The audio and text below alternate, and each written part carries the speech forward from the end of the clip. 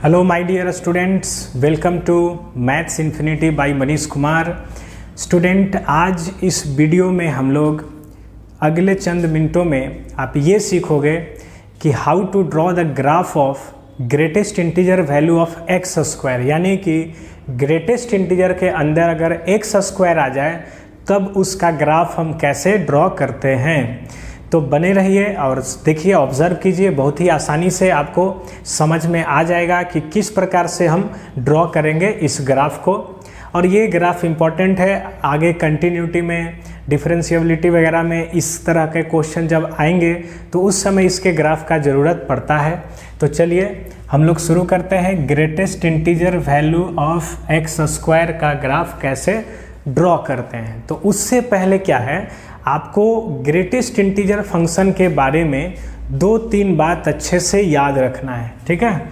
जैसे पहला बात ये याद रखो कि greatest integer value of x always gives the integral part of x. मतलब ये किसी भी नंबर का जो इंटीग्रल पार्ट होगा ना उसके बारे में बतलाएगा, ठीक है। जैसे मान लो हमने इसके अंदर रखा 3.7, तो 3.7 जो है इसमें 2 पार्ट है, एक 3 प्लस 0.7, तो इसका इंटीग्रल पार्ट कौन है 3, तो इसका वैल्यू क्या हो जाएगा 3। अगर हमने रखा 5.9 तो इसका इंटीग्रल पार्ट क्या हो जाएगा 5। लेकिन खास बात इसमें यह है कि अगर हमने इसके अंदर निगेटिव नंबर रखा, जैसे मान लो 4.9 रखा, तो इसमें भी 2 पार्ट है, बिल्कुल, एक -4 और एक आपका है -0.9। तो सबसे पहले आप ये समझ लो कि ये जो डेसिमल पार्ट है ना, ये कभी भी निगेटिव में नहीं होना चाहिए, ठीक है। तो इसको हम लोग क्या करते हैं, पॉजिटिव बनाने के लिए -1 का इस्तेमाल करते हैं। तो -1 प्लस 0.1 भी इसको लिखा जाएगा। तो इससे अब इसका इंटीग्रल पार्ट -4 नहीं बल्कि -5 बन गया। तो सबसे पहला बात आपको ये समझ में आ गया होगा कि अगर इंटीग्रल पार्ट तो बतलाएगा ही, लेकिन अगर निगेटिव में नंबर हो तब हम वहाँ विशेष रूप से ध्यान रखेंगे। जैसे -3.7 हो तो -3 इसका इंटीग्रल पार्ट नहीं होगा बल्कि -4 हो जाएगा। एक माइनस अपनी ओर से दे देना है, लेकिन ये नहीं कि जैसे -5 है तो ये नहीं कि इसका इंटीग्रल पार्ट -6 हो जाएगा। नहीं, जब इंटीजर हो तो सेम टू सेम हमें वही उतार देना है। तो चलिए, दूसरा बात क्या है इसमें, आप ये समझ लो कि अगर मान लो हमने ग्रेटेस्ट इंटीजर के अंदर जैसे मान लो 5 रखा तो ये 5 देगा। अब जो है ना ये 5 तब तक देता रहेगा जब तक कि आप अगला इंटीजर मीन्स कि 6 न रख दो। मतलब अगर हम 5 से स्टार्ट करें और 5 से स्टार्ट करके अगर हम 6 के पहले तक के सारे नंबर्स अगर इसमें रखेंगे तो ये तब भी 5 ही देगा। मतलब अगर आपने कोई इंटीजर रखा तो वो इंटीजर तब तक आता रहेगा जब तक कि आप अगला इंटीजर अब न रख दो, क्योंकि जब अगला इंटीजर रखेंगे तब नया इंटीजर मिलेगा। तो जैसे मान लो हमने बोला कि बताओ ग्रेटेस्ट इंटीजर -1 कब देगा, तो भाई जब हम इसमें -1 रखना शुरू करेंगे। और -1 कब तक देता रहेगा, जब तक कि हम इसमें 0 ना रख दें। तो 0 रखते तो 0 आ जाता, लेकिन उससे पहले तक ये -1 देगा। तो इस प्रकार से हम लोग इसको समझते हैं। जैसे हमने बोला बताओ 0 कब देगा, तो 0 रखने पे कब तक देता रहेगा, जब तक कि अगला इंटीजर 1 ना रख दें। मतलब 0 से 1 के बीच में ये 0 ही देगा, ठीक है। तो इतने 2 बातों को ध्यान में रख करके आप greatest integer value of x square का ग्राफ बेहद आसानी से बना सकते हैं, ठीक है। तो उसके लिए हमको क्या कि ये एक्स स्क्वायर जो है उसके बारे में आप पहले ये समझ लो कि ये एक्स एक्सिस के किस तरफ इसका ग्राफ बनेगा।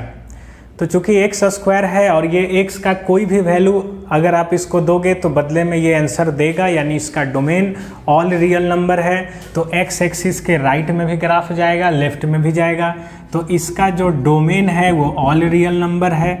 लेकिन इसका जो रेंज है एक्स स्क्वायर का ऑलवेज कभी निगेटिव तो होता नहीं है, तो ये 0 टू इन्फिनिटी इसका रेंज है।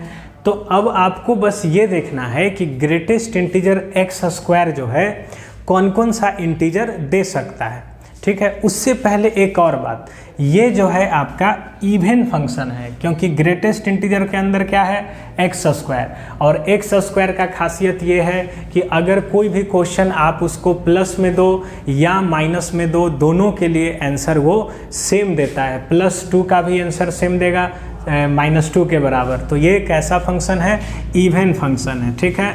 तो इससे क्या हो गया कि जैसा ग्राफ इसका y एक्सिस के उधर बनेगा वैसा ही ग्राफ इसका y एक्सिस के इधर बनेगा, ठीक है। यानी ये सिमेट्रिक होगा अबाउट y एक्सिस के।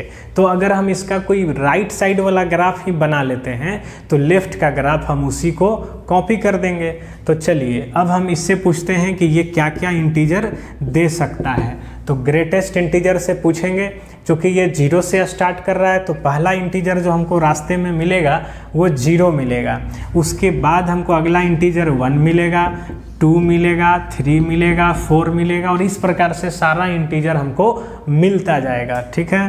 तो अब आपको ये देखना है कि इसने क्या क्या इंटीजर दिया, वो एक्स के किन जगहों पे देगा, यानी कि कौन से क्वेश्चन पे ये सब आंसर आपको मिलेगा, यानी इसके द्वारा दिया गया इंटीजर एक्स के किस जगह पे एग्जिस्ट करेगा। तो हमने इसको इक्वेट करके मान निकाल लिया। तो चूंकि हम राइट साइड के लिए बना रहे हैं तो हम एक ही वैल्यू कंसिडर करेंगे इसमें। तो एक्स स्क्वायर को 0 से इक्वेट करोगे तो एक्स 0 मिल जाएगा, एक्स स्क्वायर को 1 से इक्वेट करोगे तो +-1 मिलेगा, लेकिन हम राइट का बना रहे हैं तो 1 लेंगे। 2 बनेगा तो √2, 3 जो है √3 पे आएगा। 4 से इक्वेट करोगे एक्स स्क्वायर बराबर 4 तो x बराबर 2, एक्स स्क्वायर बराबर 3 तो √3। तो इस तरीके से आपको क्वेश्चन का भी पता चल गया कि ये सारे इंटीजर इस जगहों पे मिलेगा, ठीक है। तो अब हम आते हैं इसके ग्राफ को ड्रॉ करने के लिए, ठीक है। तो आप समझो कैसे हम लोग एक रफ स्केच इसका बना सकते हैं, ठीक है। तो ज़्यादा दूर नहीं, आप इसके ग्राफ को समझिए। जैसे मान लो ये 0 तो है, ये मान लीजिए 1 है, ये 2 है, ये 3 है, ये 4 है। चलिए इतना काफ़ी है समझने के लिए। तो इधर अब इंटीजर मार्क कर लो, जैसे ये 1 है, ये मान लो 2 है। तो अब सबसे पहले क्या करना है कि जो भी क्वेश्चन आया है एक्स एक्सिस पे, जो भी क्वेश्चन आया है वो आप उसको मार्क करो। तो क्वेश्चन क्या क्या आया है, 0, 1, √2। √2 कहाँ होगा, तो 1 के आगे आएगा। अगला क्वेश्चन कौन है, √3, तो √2 के बाद आएगा √3 और उसके बाद मिलेगा 2।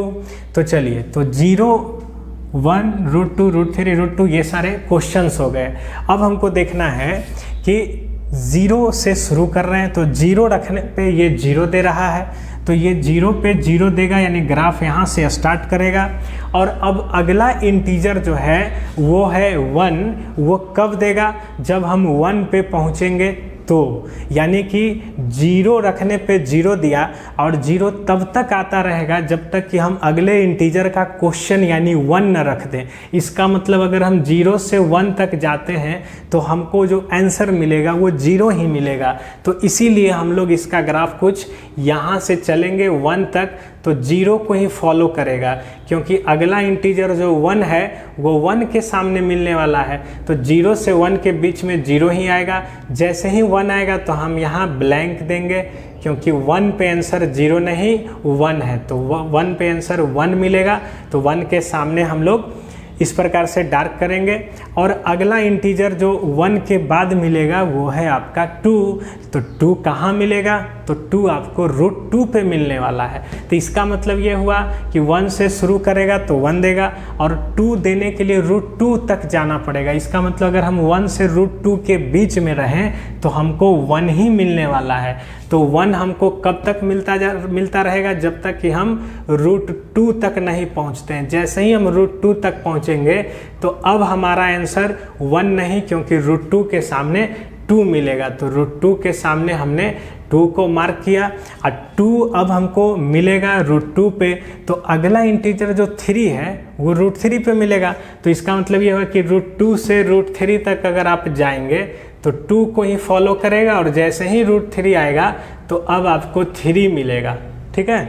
और 3 जो है वो तब मिलेगा जब तक कि तब तक मिलेगा जब तक कि अगला इंटीजर 4 ना आ जाए। 4 कहाँ पे आएगा, 4 कहाँ पे आएगा, 2 पे। इसका मतलब ये 4 आने के लिए 2 का इंतज़ार करेगा, तो हम 2 तक जा सकते हैं। 2 के सामने हमको 4 मिलेगा। 4 कब तक मिलेगा, जब तक कि हम 5 ना अगला इंटीजर ला दे। 5 कहाँ मिलेगा, तो √5 पे, तो हम √5 तक जाएंगे। तो इस प्रकार से हम लोग जो है ना राइट साइड में ग्राफ ड्रॉ किए, किसका, ग्रेटेस्ट इंटीजर ऑफ x² का। अब हम ग्राफ ड्रॉ करेंगे लेफ्ट साइड में। तो अभी हम पढ़े थे ये इवन फंक्शन है, तो जैसा इधर ग्राफ बनाए हैं वैसा ही इधर कॉपी कर दीजिए। तो बहुत ही आसानी से आप बना सकते हो। आप देख लो, ये सब तो समझ गए। अब देखो 1 है तो यहाँ कहीं -1 ले लिया, यहाँ आपका मान लो कि हमने -2 ले लिया, है ना, बीच में रास्ते में -√2 -√3। अब समझो जैसे ये राइट साइड में 1 तक गया तो हम लेफ्ट साइड में इसी लाइन को इमेज बना देंगे। जैसे इधर बना है वैसा ही इमेज इधर बनाइए। -1 पे ब्लैंक देंगे, फिर 1 के सामने 1 है तो -1 के सामने 1 होगा। √2 तक गया तो हम यहाँ से इसी प्रकार से -√2 तक जाएंगे, यहाँ ब्लैंक देंगे, फिर -√2 रखेंगे तो 2 मिल जाएगा, है ना। जैसे √2 रखे तो 2 मिला, तो -√2 पे 2, तो उसी प्रकार से ये √3 तक जाएगा, फिर -√3 पे 3 मिलेगा। इसी प्रकार से ये -2 पे जाएगा, और -2 पे आपको क्या मिलेगा, 4 मिलेगा। तो आप इस प्रकार से इधर -√5 तक जाओगे। तो इस प्रकार से जैसा उधर ग्राफ बनेगा वैसा ही इस तरफ भी ग्राफ बनेगा, क्योंकि ये इवन फंक्शन है। तो आई होप कि आपको ये ग्राफ बनाना आ गया होगा। कैसे बना